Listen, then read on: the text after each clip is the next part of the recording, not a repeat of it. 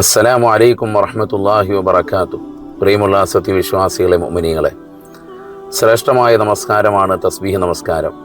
ജീവിതത്തിൽ ഒരിക്കലെങ്കിലും ഒരു സത്യവിശ്വാസി അവൻ അനുഷ്ഠിച്ചിരിക്കേണ്ട അമലായി നബി സല്ലല്ലാഹു അലൈഹി വസല്ലം തങ്ങൾ പഠിപ്പിക്കുകയും പാപമോചനത്തിന് ഹേതുവാണ് എന്ന് പ്രവാചകർ പറഞ്ഞത് ഇബ്നു അബ്ബാസ് റളിയല്ലാഹു അൻഹു നമുക്കെല്ലാവർക്കും വിവരിച്ച് നൽകുകയും ചെയ്തിട്ടുള്ള ശ്രേഷ്ഠമായ അമലാണ്.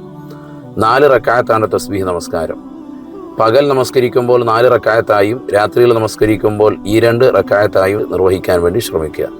തസ്ബീഹ് നമസ്കാരം 2 റക്അത്ത് അല്ലാഹു തആലയ്ക്ക് വേണ്ടി ഞാൻ നിസ്കരിക്കുന്നു എന്ന് നിയ്യത്ത് ചെയ്ത് കൈകെട്ടിയാൽ ഉടനെ വജ്ഹത്ത് ഓതി ശേഷം ഫാത്തിഹയും സൂറത്തും ഓതിയതിന് ശേഷം സുബ്ഹാനല്ലാഹി വൽഹംദുലില്ലാഹി വലാ ഇലാഹ ഇല്ലല്ലാഹു വല്ലാഹു അക്ബർ വലാ ഹൗല വലാ ഖുവത ഇല്ലാ ബില്ലാഹിൽ അലിയ്യിൽ അളീം എന്ന ദിക്ർ 15 പ്രാവശ്യം ചൊല്ലുക.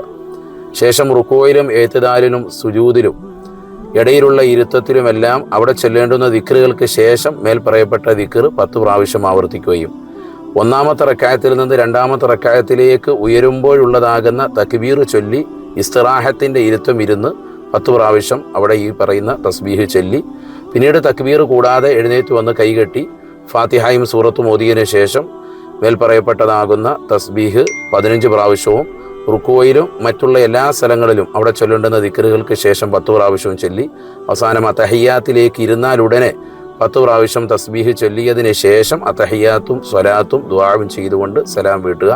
പ്രത്യേകം ശ്രദ്ധിക്കുക, ഓതേണ്ടുന്ന സുന്നത്തായ സൂറത്തുകൾ 1-ാമത്തെ റക്അത്തിൽ സൂറത്തു തകാസുറും 2-ാമത്തേൽ വൽ അസ്ർ സൂറത്തും 3-ാമത്തേൽ സൂറത്തുൽ കാഫിറൂനയും 4-ാമത്തേൽ സൂറത്തുൽ ഇഖ്ലാസുമാണ്. അല്ലാഹു സുബ്ഹാനഹു വ തആല ഈ നമസ്കാരം നിർവഹിക്കുന്നതിലൂടെ പാപമോചനം നേടിയെടുക്കുന്ന സാലിഹീങ്ങളിൽ നമ്മെ എല്ലാം അല്ലാഹു ചേർക്കുമാറാവട്ടെ. അസ്സലാമു അലൈക്കും വറഹ്മത്തുള്ളാഹി.